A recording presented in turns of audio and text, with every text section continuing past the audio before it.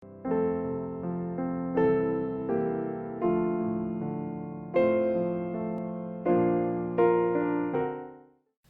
damai Kristus. Majelis akan memberikan 2 warta lisan. Yang pertama, dengan memperhatikan perkembangan pandemi COVID-19 hingga saat ini dan juga berdasarkan pesan pastoral 3 dari BPMS GKI dan surat arahan dari BPMSW GKI SW Jateng, maka ibadah minggu alternatif yang dilakukan secara online diperpanjang hingga 31 Mei 2020. Kebijakan ini akan dievaluasi secara periodik.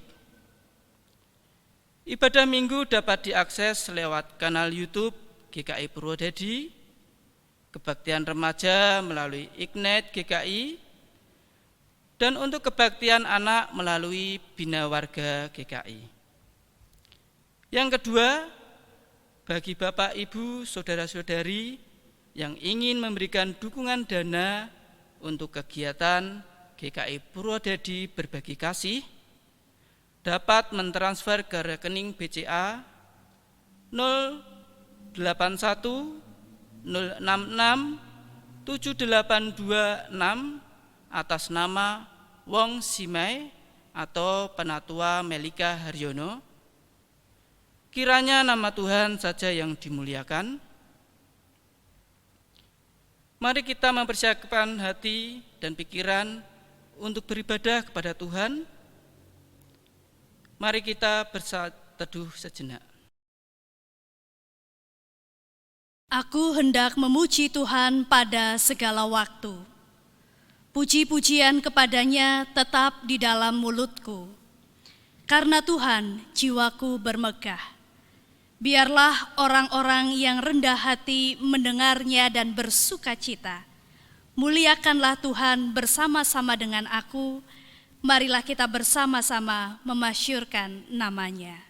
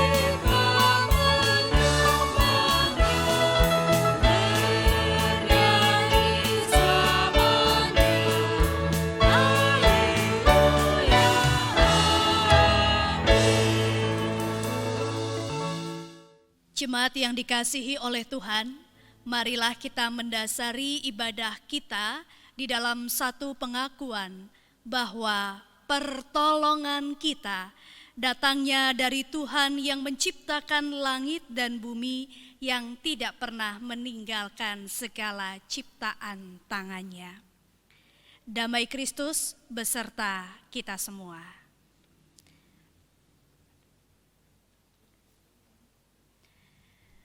Mari kita tundukkan kepala, kita bersama-sama berdoa.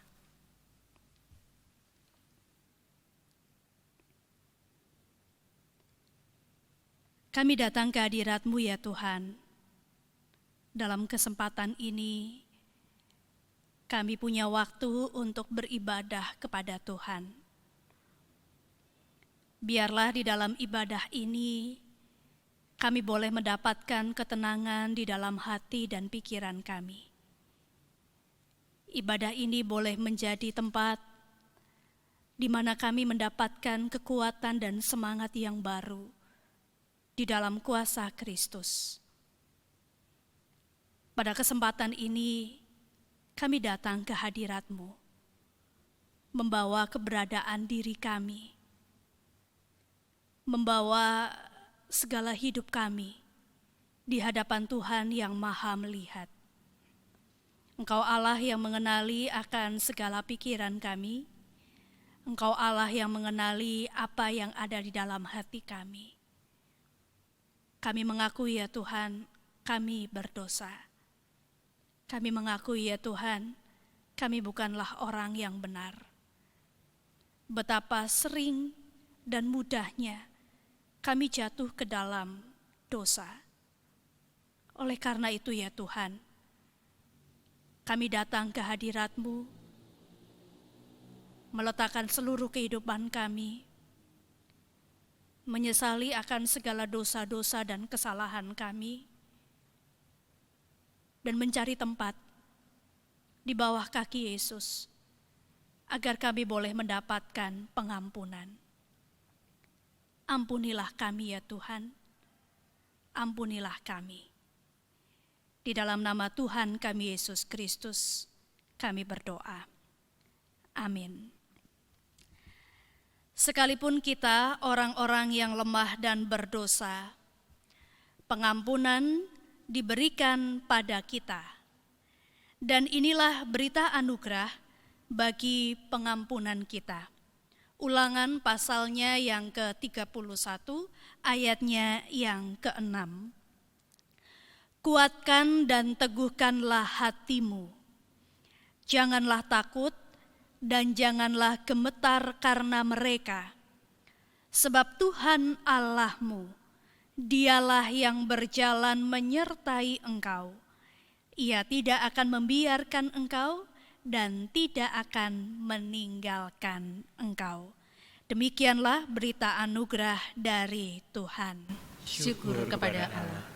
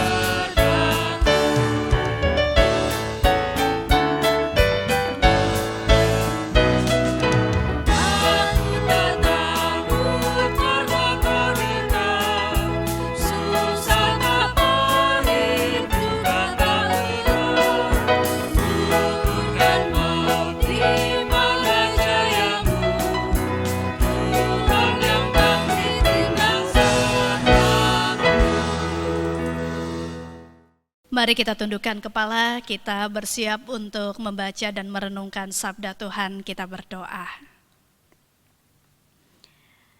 Allah yang maha baik, perdengarkanlah kembali akan firman-Mu.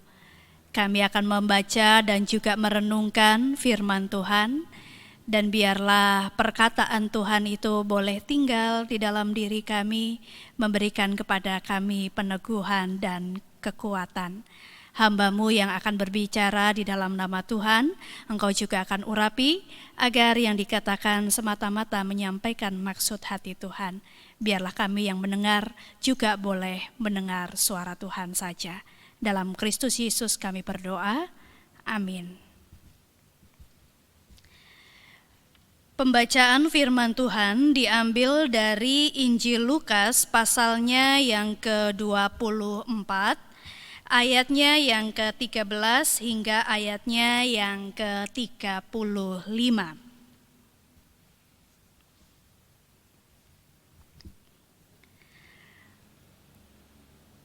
Pada hari itu juga, 2 orang dari murid-murid Yesus pergi ke sebuah kampung bernama Emmaus yang terletak kira-kira 7 mil jauhnya dari Yerusalem.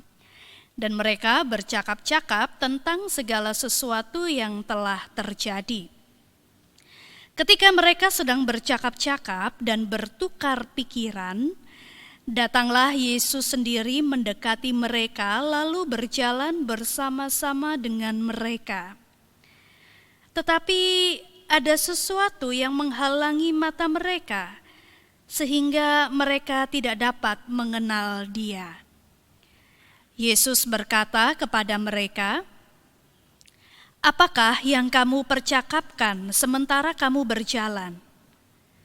Maka berhentilah mereka dengan muka muram. Seorang dari mereka namanya Kleopas menjawabnya, "Adakah engkau satu-satunya orang asing di Yerusalem yang tidak tahu apa yang terjadi di situ pada hari-hari belakangan ini?" Katanya kepada mereka, "Apakah itu?"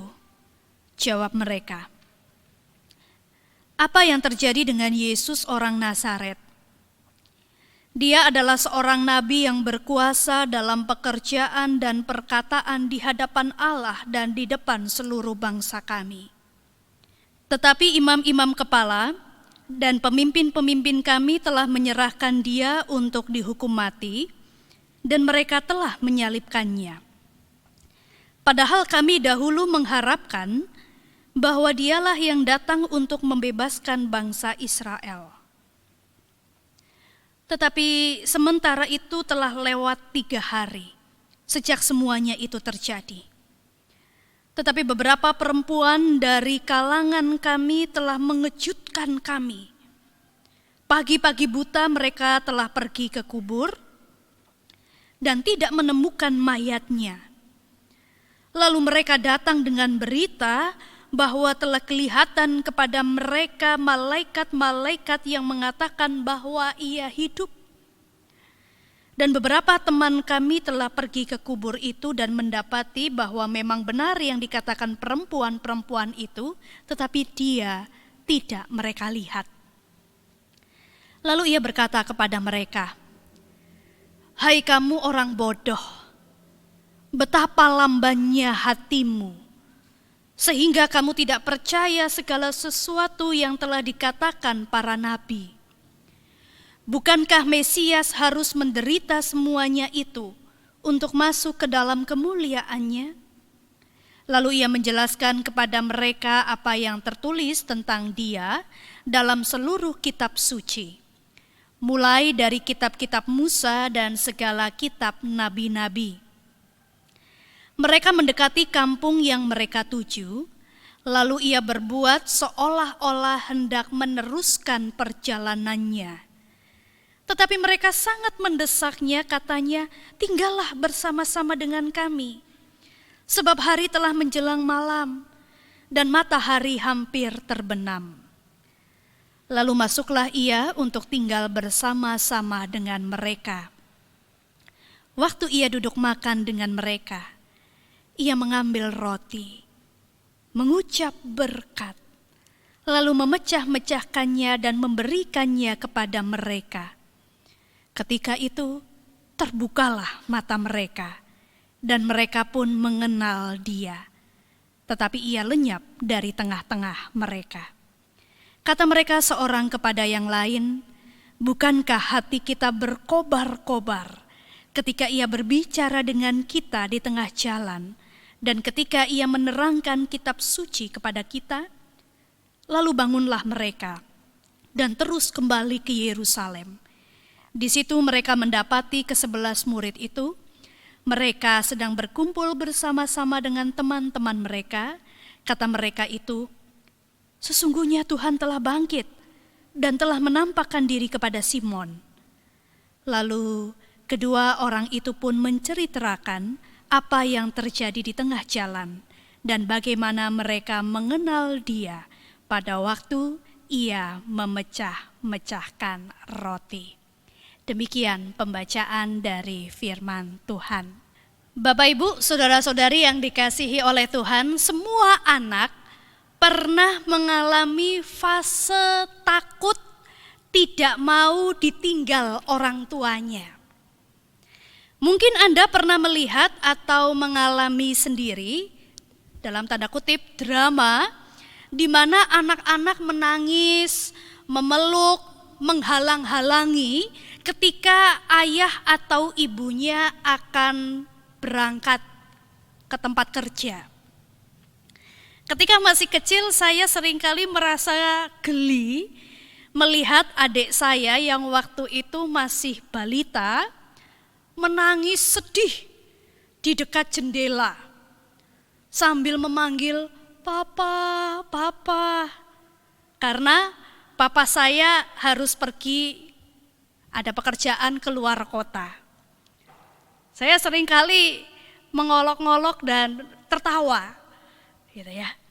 Tetapi ketika saya punya anak dan saya harus pergi keluar kota, nah giliran anak saya yang merengek-rengek tidak mau ditinggal. Pada saat itu saya tidak bisa hanya merasa geli atau merasa lucu. Tapi dari pengalaman itu saya memahami, jika anak-anak mendapat penjelasan yang baik dari orang tuanya, maka mereka akan belajar memahami mengapa orang tua saya harus pergi. Mereka akan belajar memulihkan kekecewaannya dan beradaptasi dengan situasi ditinggal orang tua bekerja. Bapak Ibu, ada istilah untuk menyebut tentang keadaan ini, resiliensi. Resiliensi adalah kemampuan untuk beradaptasi dan tetap teguh dalam situasi yang tidak diharapkan atau dalam situasi yang sulit. Para murid juga sedang ada dalam situasi yang tidak terduga dan tidak diharapkan. Kita dapat katakan ini adalah saat-saat yang sulit bagi para murid Yesus. Kematian Yesus membuat para pengikutnya merasa ditinggalkan begitu saja. Kematian Yesus yang begitu tiba-tiba dan tragis menimbulkan reaksi kesedihan, ketakutan, kemarahan, keputusasaan, dan kekecewaan.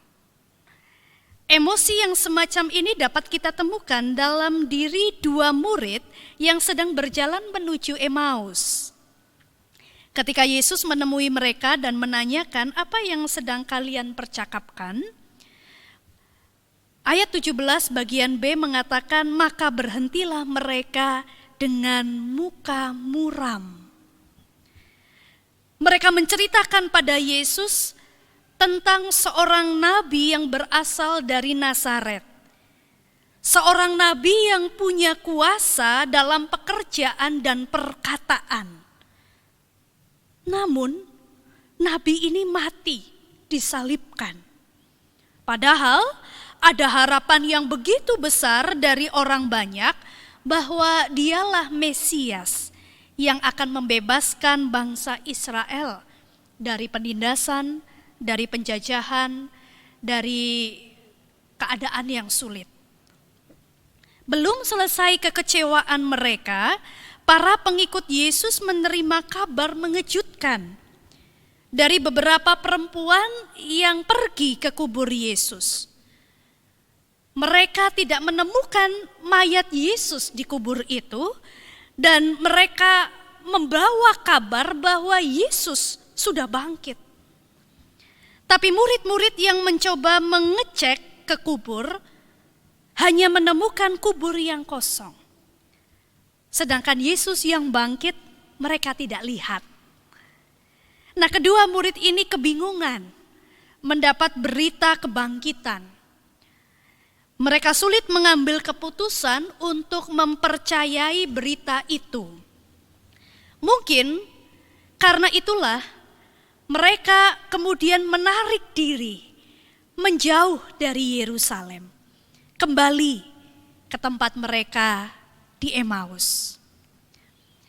Situasi kedua murid yang ke Emmaus saya rasa sama seperti kita saat ini. Kita ada dalam situasi yang tidak kita duga. Kita ada dalam situasi yang tidak kita harapkan. Kita kehilangan kebebasan kita kehilangan rencana-rencana kita. Mungkin sudah ada yang berencana, oh nanti saya bulan April, bulan Mei, bulan Juni akan pergi ke sini. Saya punya rencana untuk berlibur.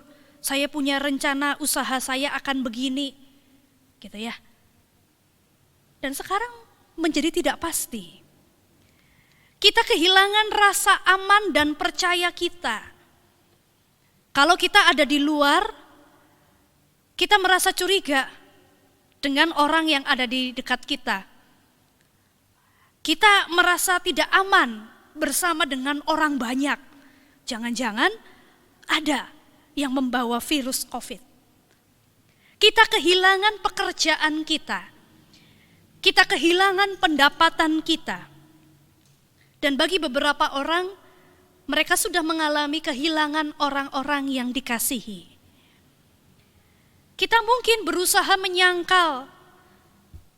Kita menyangkali keadaan ini dan berpikir COVID-19 tidak akan berdampak pada diri saya. Itu jauh di sana. Orang lain yang kena, saya tidak akan. Gitu ya. Kita menyangkal bahwa virus itu juga begitu dekat dengan kehidupan kita. Kita mungkin juga marah pada pemerintah yang membuat kita harus di rumah dan kehilangan rutinitas normal kita. Kita juga mungkin merasa sedih sebab kita tidak tahu kapan situasi ini akan berakhir. Emosi kita berubah-ubah antara khawatir, cemas, takut, marah, sedih, putus asa. Ada dampak yang kita rasakan. Mungkin fisik kita ikut terpengaruh. Kita menjadi tegang. Mungkin kita merasa pusing, sakit kepala, merasa mual, dan nafsu makan, jantung berdebar kencang. Kita kesulitan untuk tidur di malam hari. Mungkin juga dalam keadaan yang demikian, lalu sering muncul pikiran-pikiran yang negatif. Kita sering bingung, konsentrasi kita menurun, diajak ngomong sama orang lain gak nyambung. Kita mudah lupa dan sulit mengambil keputusan. Kehidupan sosial kita bisa jadi ikut terpengaruh. Kita mudah curiga. Kita menjadi individualis, memikirkan diri kita sendiri, memikirkan keselamatan diri kita sendiri. Dalam keadaan demikian mungkin konflik di dalam rumah meningkat. Lalu bagaimana? Situasi kita tidak jauh berbeda dengan kedua murid yang menuju Emmaus. Maka mari kita belajar dari kisah mereka. Di dalam perjalanan mereka bercerita kepada Yesus. Setelah mendengarkan cerita yang berisi kekecewaan dari dua murid, Yesus yang semula digambarkan seperti orang yang tidak tahu apa-apa tentang situasi terkini, berbalik memberi penjelasan mengenai arti dari semua peristiwa Yesus. Yesus menjelaskan makna penderitaan yang dialami Mesias sebagai penggenapan dari apa yang dikatakan oleh kitab suci. Mulai dari kitab-kitab Musa dan segala kitab nabi-nabi. Mungkin saja Yesus menjelaskan, mengutip dari Yesaya tentang hamba yang taat dan setia, yang seperti seekor anak domba, gitu ya. Dia tidak bersuara. Seorang hamba yang setia untuk melakukan kehendak dari Bapa.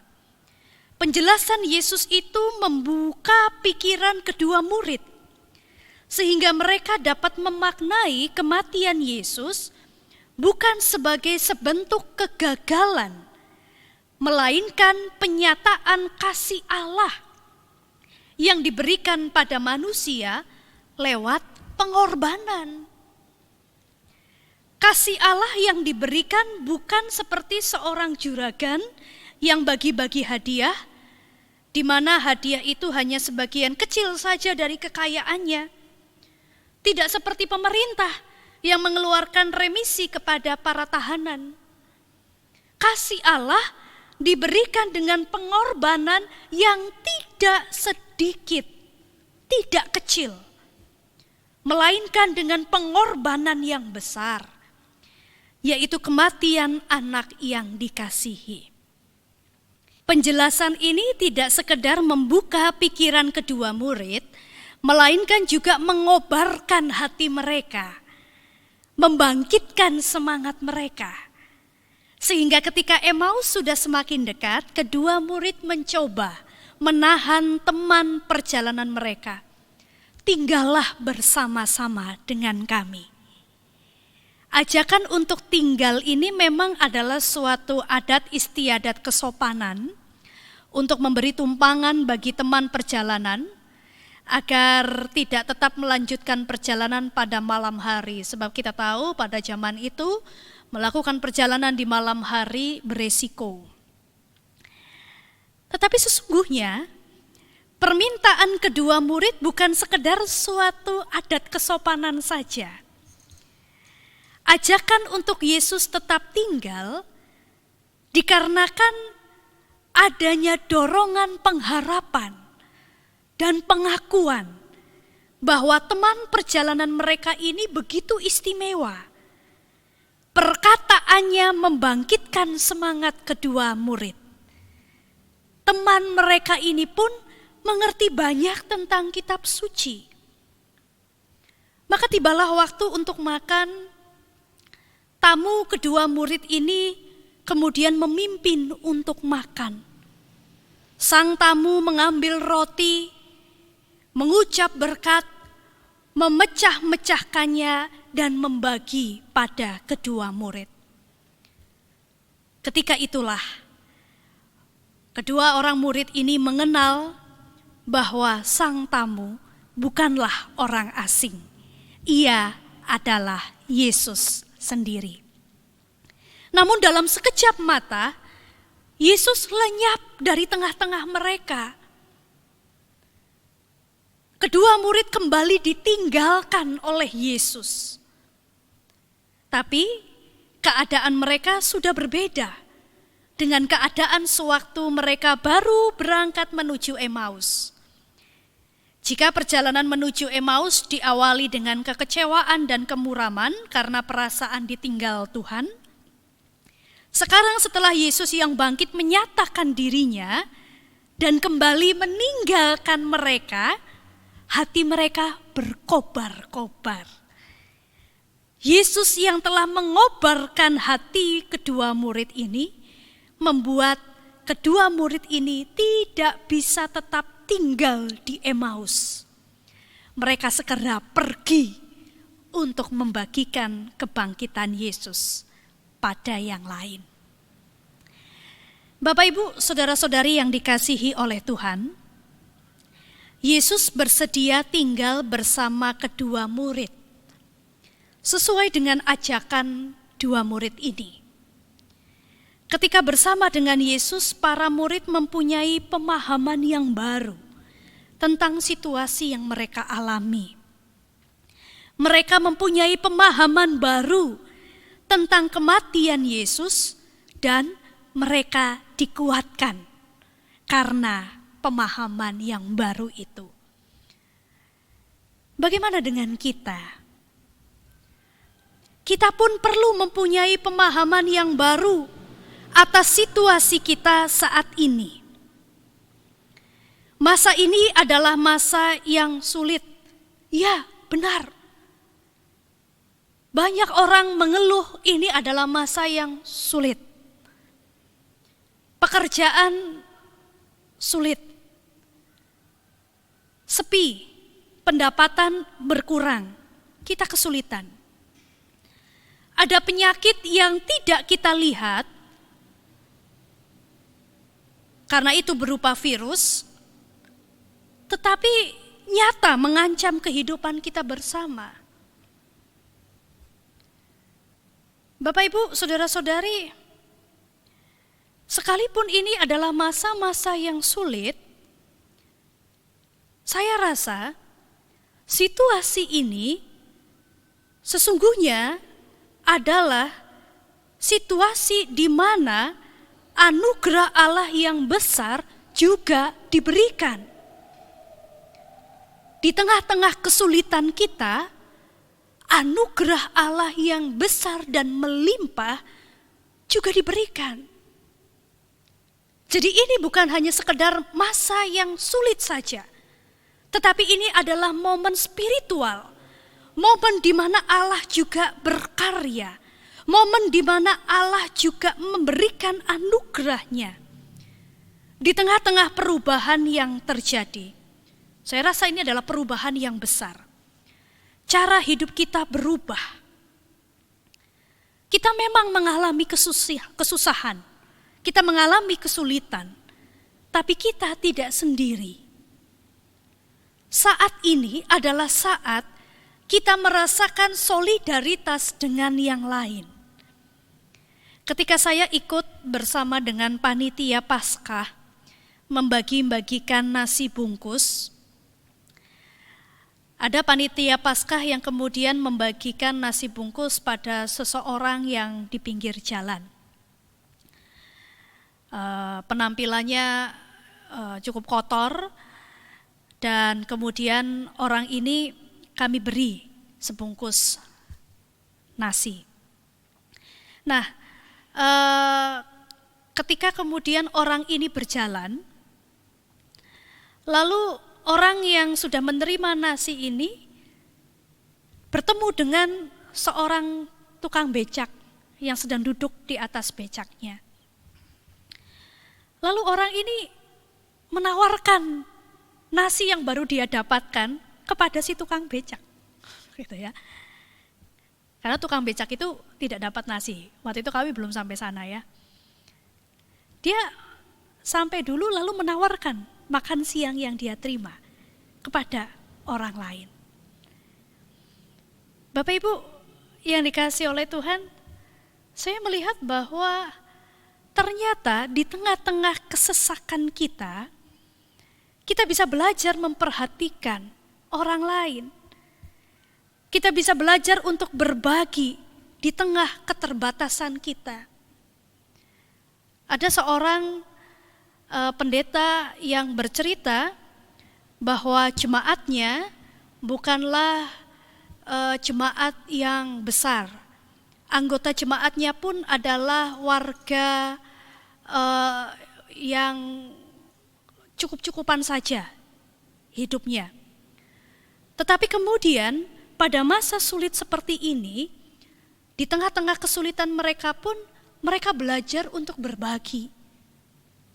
Mereka berinisiatif bagi warga gereja yang kuat, sudah dewasa dan kuat, bisa berpuasa untuk makan siang, lalu memberikan makan siangnya kepada orang lain. Ya, luar biasa. Ini memang adalah masa-masa yang sulit. Tetapi di tengah masa sulit ini, kita bisa belajar tentang anugerah Tuhan yang luar biasa. Kita belajar untuk menjadikan rumah kita sebagai rumah doa.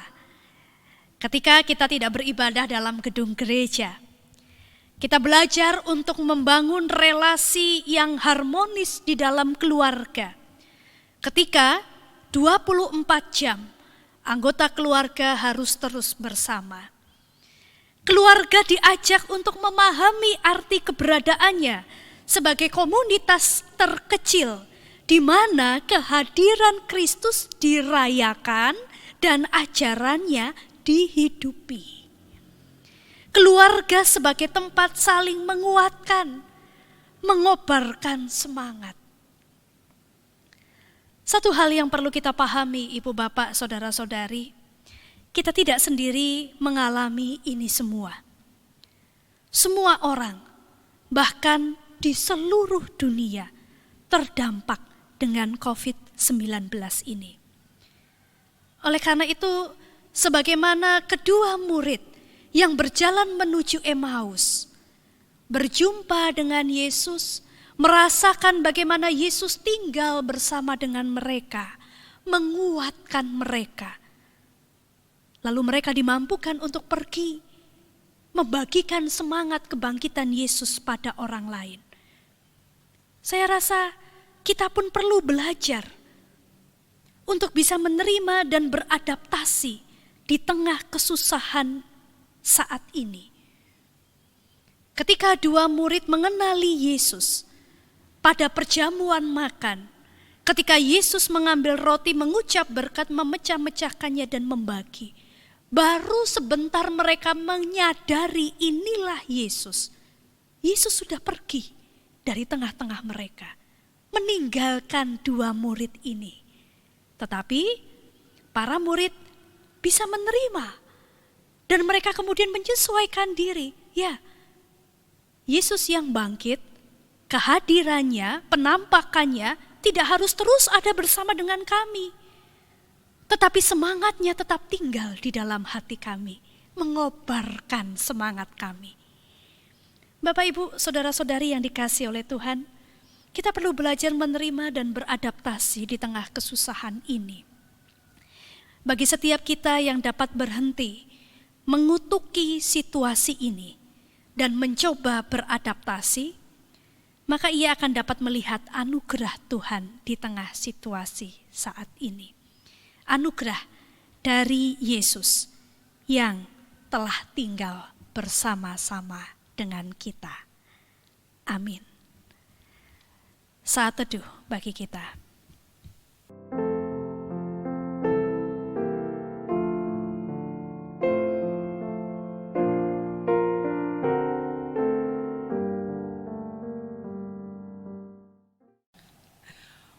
Marilah bersama dengan umat Allah di segala masa dan tempat, kita mengikrarkan pengakuan iman kita menurut pengakuan iman rasuli. Aku percaya kepada Allah Bapa yang Maha Kuasa, Khalid langit dan bumi, dan kepada Yesus Kristus, anaknya yang tunggal Tuhan kita, yang dikandung dari Roh Kudus, lahir dari anak darah Maria, yang menderita sengsara, di bawah pemerintahan Pontius Pilatus, disalibkan, mati dan dikuburkan, turun ke dalam kerajaan maut. Pada hari yang ketiga, bangkit pula dari antara orang mati, naik ke surga, duduk di sebelah kanan Allah Bapa yang Maha Kuasa. Dan dari sana ia akan datang untuk menghakimi orang yang hidup dan yang mati. Aku percaya kepada Roh Kudus, gereja yang kudus dan am, persekutuan orang kudus, pengampunan dosa, kebangkitan orang mati, dan hidup yang kekal. Amin. Mari kita tundukkan kepala, kita bersama-sama berdoa. Kembali kami menyatukan hati kami ya Tuhan. Kami ingin berdoa bagi beberapa hal yang menjadi pergumulan kami dalam situasi belakangan ini. Dalam pandemi COVID-19 yang terjadi di seluruh negara. Tuhan, kami tahu bahwa ada maksud Tuhan di balik pandemi yang saat ini terjadi atas umat manusia. Kami tidak sendiri merasakannya. Banyak orang yang mengalami kesulitan ini. Dan betapa kami belajar kami adalah satu kesatuan. Kami ingin memohon kepada Engkau agar di tengah-tengah situasi ini kami dimampukan untuk menyesuaikan diri, mengambil langkah-langkah yang tepat, mengambil sikap yang bijak demi bertahan bukan hanya untuk diri kami sendiri, tetapi untuk keutuhan kehidupan umat manusia. Kami berdoa agar para pemimpin negeri kami dimampukan untuk mengambil kebijakan-kebijakan yang tepat terkait dengan keberadaan dari pandemi COVID-19. Agar dengan kebijakan yang tepat, maka boleh semakin diminimalisir jatuhnya korban. Tim medis yang sudah bekerja di rumah sakit untuk menghadapi pasien-pasien dengan berbagai penyakit, termasuk juga COVID-19, Tuhan mampukan mereka untuk melakukan karya pelayanannya. Berikan kesehatan dan kekuatan bagi mereka semua, dan biarlah lewat kehadiran mereka, Engkau nyatakan kuasa-Mu ya Tuhan, dan biarlah kesembuhan boleh terjadi atas saudara-saudara kami yang menjalani perawatan, baik itu perawatan COVID-19 maupun juga sakit yang lainnya. Kami mendoakan untuk keluarga-keluarga yang kehilangan orang-orang yang terkasih karena pandemi COVID-19 ini. Ataupun mereka keluarga yang berduka cita di tengah-tengah pandemi COVID-19. Tuhan,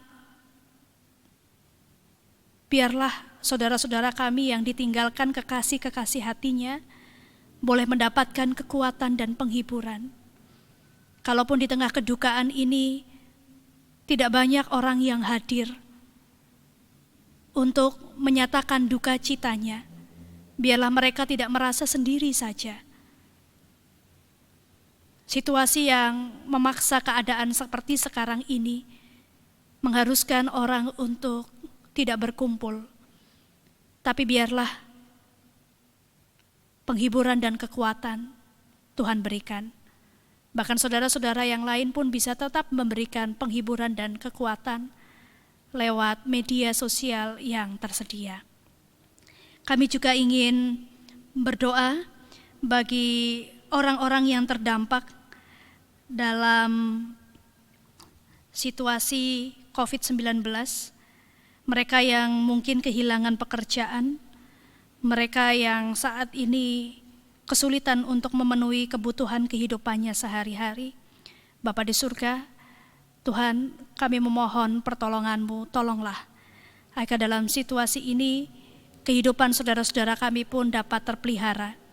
Kami pun boleh Tuhan jadikan sebagai saluran tangan Tuhan untuk menolong saudara-saudara kami yang kesulitan, agar mereka tidak kelaparan, agar mereka dapat bertahan hidup. Kami percaya jikalau Tuhan memelihara kami, maka pemeliharaan Tuhan yang sempurna itu ingin kami bagikan juga bagi saudara-saudara kami yang lain. Berikan kepada kami semua kesehatan dan kekuatan, biarlah keluarga-keluarga kami juga diberikan ketenangan, dan ada damai sejahtera di dalam kehidupan keluarga kami. Bapa yang Maha Kasih, inilah seluruh doa dan permohonan kami. Kami menaikkan permohonan kami hanya di dalam satu nama, Tuhan kami, Yesus Kristus. Amin. Tiba saatnya kita akan memberikan persembahan. Persembahan ini diambil dari 1 Tawarik 29 ayat 13 sampai dengan 14. Sekarang, ya Allah kami bersyukur kepadamu dan memuji namamu yang agung itu, sebab siapakah aku ini dan siapakah bangsaku, sehingga kami mampu memberikan persembahan sukarela seperti ini. Sebab daripadamulah segala-galanya, dan dari tanganmu sendirilah persembahan yang kami berikan kepadamu. Mari kita beri persembahan kepada Tuhan.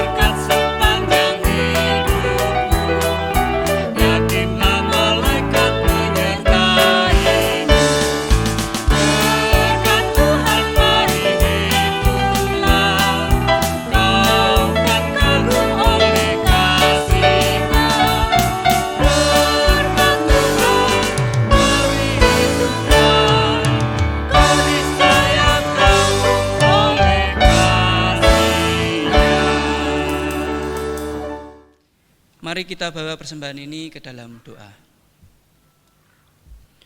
Tuhan Allah Bapa yang bertata di kerajaan surga yang mulia, Tuhan, saat ini kami boleh mengucap syukur karena pada saat ini dalam situasi seperti ini kami masih bisa melakukan ibadah, walaupun kami melakukan ibadah di rumah kami masing-masing, tetapi semuanya ini tidak menurunkan sukacita kami karena kami dapat memuji, memuliakan nama Tuhan, dan kami dapat mendengarkan firman Tuhan sebagai kekuatan dari iman kami.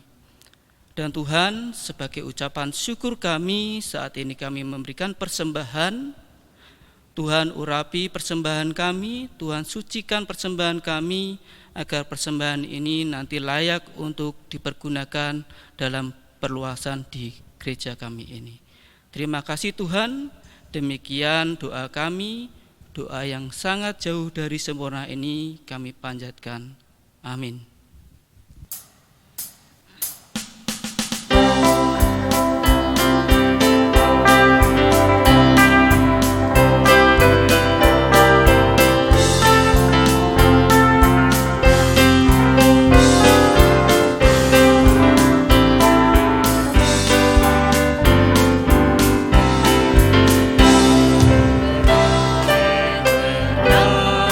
Yang tak kunjung menyerah.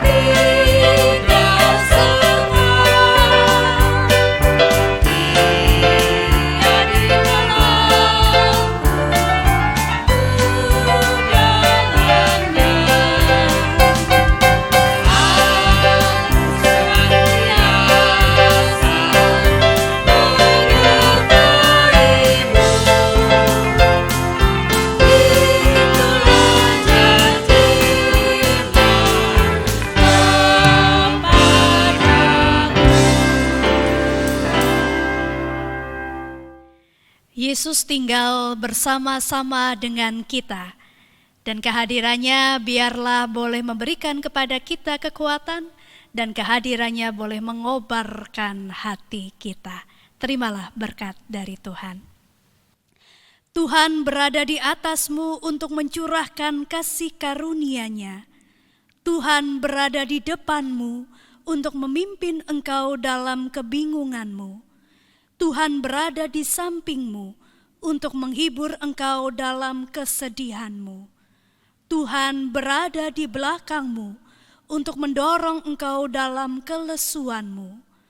Tuhan berada di bawahmu untuk menopang engkau dalam kejatuhanmu. Tuhan berada di dalammu untuk memberi engkau damai sejahtera yang melampaui akal pikiranmu. Amin.